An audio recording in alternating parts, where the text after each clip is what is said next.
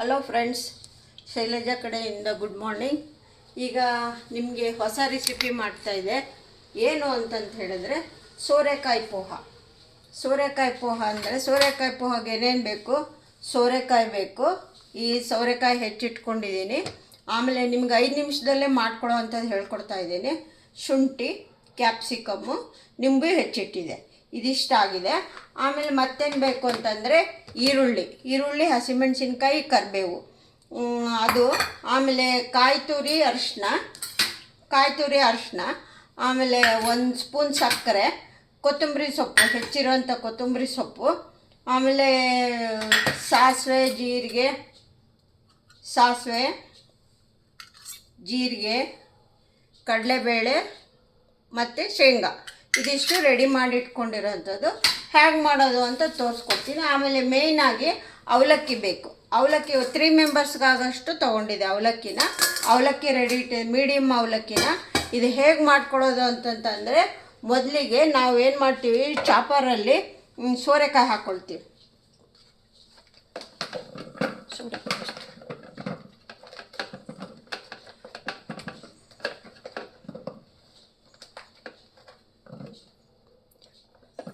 ಸೋರೆಕಾಯಿನ ಹಾಕಿಬಿಟ್ಟು just one whip ಮಾಡಬೇಕು ಅಷ್ಟೇ.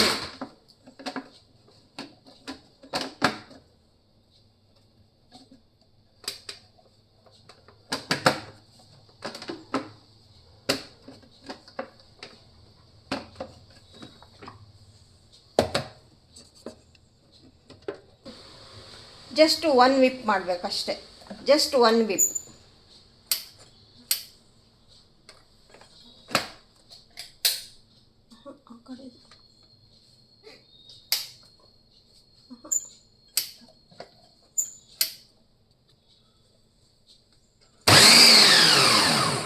ಜಸ್ಟ್ 1 ವಿಪ್ ಮಾಡ್ಕೊಳ್ಳೋದು ಅಷ್ಟೇ. ನೆಕ್ಸ್ಟ್ ಇವಾಗ ಇದಕ್ಕೇನೆ ಈರುಳ್ಳಿ, ಹಸಿಮೆಣಸಿನ್ಕಾಯಿ, ಕರಿಬೇವು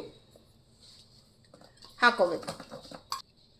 ಇವಾಗ ನೆಕ್ಸ್ಟು ಈರುಳ್ಳಿ, ಕ್ಯಾಪ್ಸಿಕಮ್ಮು, ಶುಂಠಿ, ಕರಿಬೇವು ಎಲ್ಲ ಹಾಕಿದೆ. ಯಾಕೆಂದರೆ ಕರಿಬೇವು ವೇಸ್ಟ್ ಆಗಬಾರ್ದು, ಆ ಥರ ಮಾಡೋದು. ಜಸ್ಟ್ 1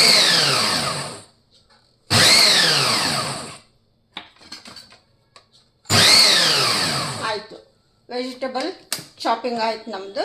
ಇವಾಗ ಇದನ್ನು ತೆಗೆದ್ಬಿಡೋಣ. ಈಗ ನೆಕ್ಸ್ಟು ಗ್ಯಾಸ್ ಅಂಟಿಸ್ಬೇಕು.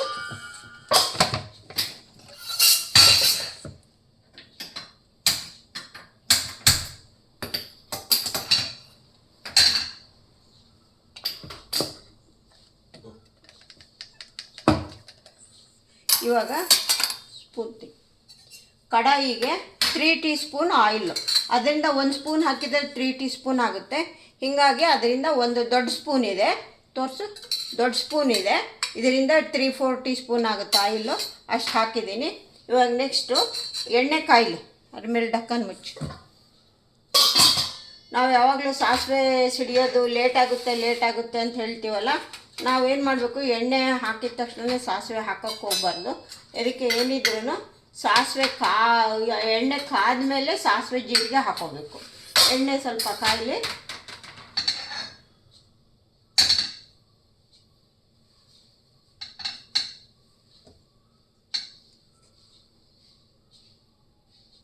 ಎಣ್ಣೆ ಕಾದಾಯಿತು.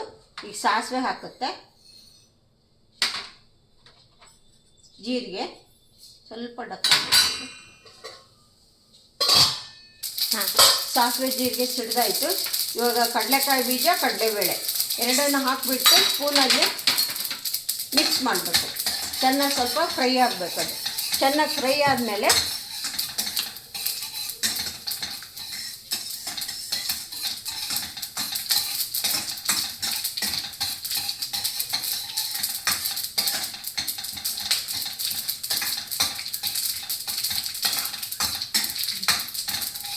ಇವಾಗ ಚೆನ್ನಾಗಿ ಫ್ರೈ ಆಯಿತು.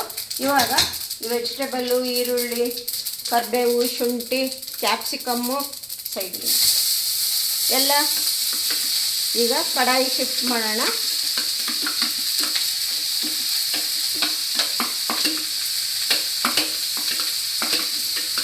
ಸ್ವಲ್ಪ ಕೈಯಲ್ಲಿ ಸ್ಪೂನ್.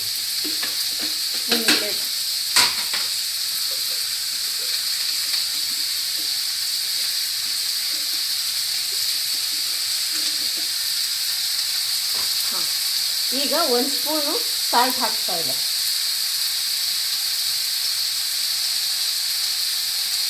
ಒಂದು ಸ್ಪೂನ್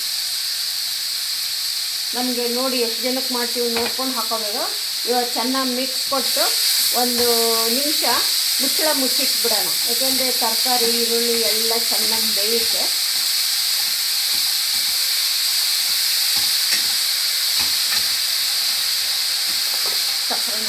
ಸಕ್ಕರೆನ ಹಾಕ್ಬಿಡೋಣ. ಯಾಕೆಂದರೆ ಉಪ್ಪು ಹಾಕಿದ್ದೀವಲ್ಲ, ಜೊತೆಗೆ ಸಕ್ಕರೆನೂ ಹಾಕ್ಬಿಡ್ಬೇಕು.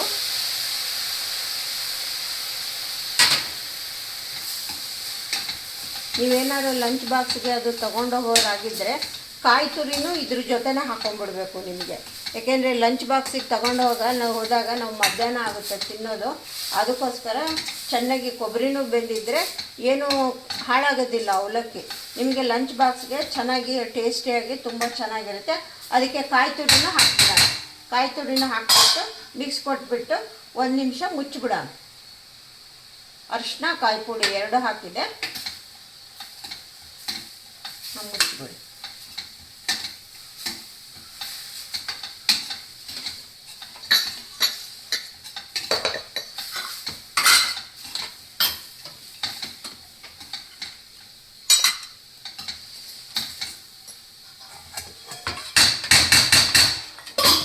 ಇವಾಗ ನಾವು ಅದು ಬೇಯೋ ಅಷ್ಟರಲ್ಲಿ ನಾವೇನು ಮಾಡಬೇಕು ಅಂತಂದರೆ ಅವಲಕ್ಕಿನ ರೆಡಿ ಮಾಡ್ಕೋಬೇಕು. ಯಾಕೆಂದರೆ ನಾವು ಮೀಡಿಯಮ್ ಅವಲಕ್ಕಿ ತೊಗೊಂಡಿದ್ದೀವಿ, 3 ಜನಕ್ಕಾಗೋಷ್ಟು ಮೀಡಿಯಮ್ ಅವಲಕ್ಕಿ ತೊಗೊಂಡಿದೆ.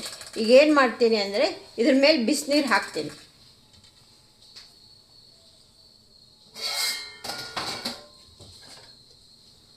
ತುಂಬಾ ಸುಡೋದು ಹಾಕಬಾರ್ದು. ನಾವೇನು ಮಾಡಬೇಕು ಅಂದರೆ ಇದ್ರ ಜೊತೆನೆ ಸ್ವಲ್ಪ ತಣ್ಣೀರು ಮಿಕ್ಸ್ ಮಾಡ್ಕೋಬೇಕು. ತುಂಬ ಇದನ್ನು ಹಾಕಿದ ತಕ್ಷಣ ತಣ್ಣೀರು ಹಾಕೊಂಡ್ಬಿಡ್ಬೇಕು. 2ರಲ್ಲೊಂದು ನಿಮ್ಮ ಅನುಕೂಲದ ಪ್ರಕಾರ ನೋಡ್ಕೊಳ್ರಿ. ಉಗುರು ಬೆಚ್ಚ ನೀರು ಹಾಕ್ಕೊಳ್ರಿ, ಇಲ್ಲ ಅಂತಂದರೆ ಬಿಸಿ ನೀರನ್ನು ಹಿಂಗೆ ಹಾಕ್ಕೊಂಡ್ಬಿಟ್ಟು ಇದ್ರ ಮೇಲೇ ಸ್ವಲ್ಪ ತಣ್ಣೀರು ಹಾಕ್ಕೊಂಬಿಡಿ. ಹೀಗೆ ಅಲ್ಲಿಗೆ ಸರಿ ಹೋಗುತ್ತೆ.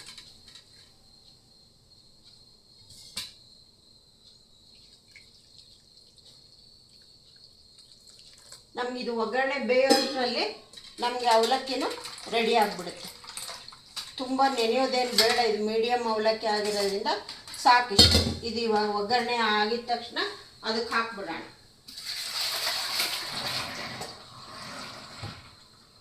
ಸೋರೆಕಾಯಿದು ತುಂಬ ಹೆಲ್ದಿ ಫುಡ್ಡು. ನೋಡಿ, ನಿಮಗೆ ಎಲ್ಲ ಸೋರೆಕಾಯಿ ಹೆಂಗೆ ತಿನ್ನಬೇಕು ಅನ್ನೋದು ಇದೊಂದು ಐಡಿಯಾ. ಇದು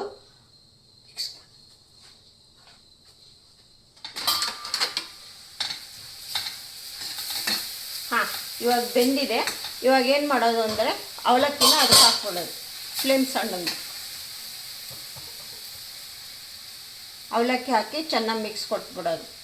ಹಿಂಗೆ ಉಲ್ಟಾ ಮಾಡೋದು ಹೋಗೋದು ಆಗುತ್ತೆ.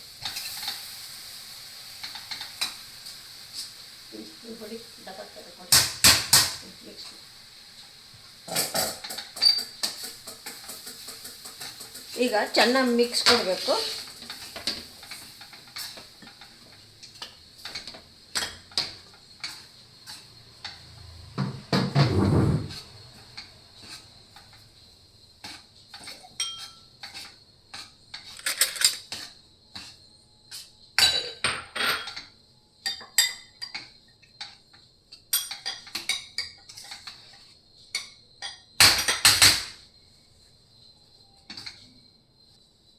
ಎಲ್ಲ ಚೆನ್ನಾಗಿ ಮಿಕ್ಸ್ ಆಯಿತು.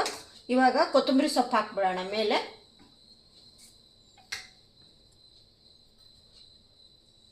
ಹಾಕ್ಬಿಟ್ಟು ನಿಂಬು, ಅರ್ಧ ಹೋಳು ನಿಂಬು ಹಾಕ್ಕೊಂಬಿಡೋಣ.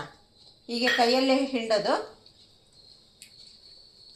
ಕೈಯಲ್ಲೇ ಹಿಂಡೋದ್ರಿಂದ ನಮಗೆ ಅದು ಏನು ನಾವು ಸ್ಕ್ವೀಸರ್ ಇರ್ತದಲ್ಲ, ಅದರಿಂದ ಮಾಡೋದಕ್ಕಿಂತ ನಾವು ಕೈಯಲ್ಲೇ ಮಾಡಿದೆ 1 ಡ್ರಾಪು ಇಲ್ದಂಗೆ ಚೆನ್ನಾಗಿ ಮಾಡ್ಕೋಬೋದು. ಹೇಗೆ ಮಾಡಬೇಕು ಅಂದರೆ ಈ ಥರ ಮಾಡ್ಕೊಂಡ್ಬಿಟ್ಟು ಕೈಯಲ್ಲಿ ಈ ಥರ ಫುಲ್ ಚೆನ್ನಾಗಿ ಕೈಯಲ್ಲಿ ಹಿಂಗೆ ಅಂದ್ಕೊಂಬಿಡೋದು.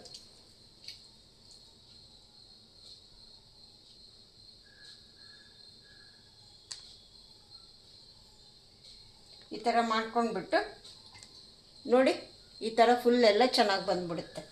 ಹಾಕಿಬಿಟ್ಟು ಚೆನ್ನಾಗಿ ಮಿಕ್ಸ್ ಕೊಟ್ಟು ಒಂದು 30 ಸೆಕೆಂಡ್ ಮುಚ್ಚಿಟ್ಬಿಡೋದು. ಅವಲಕ್ಕಿ ರೆಡಿ.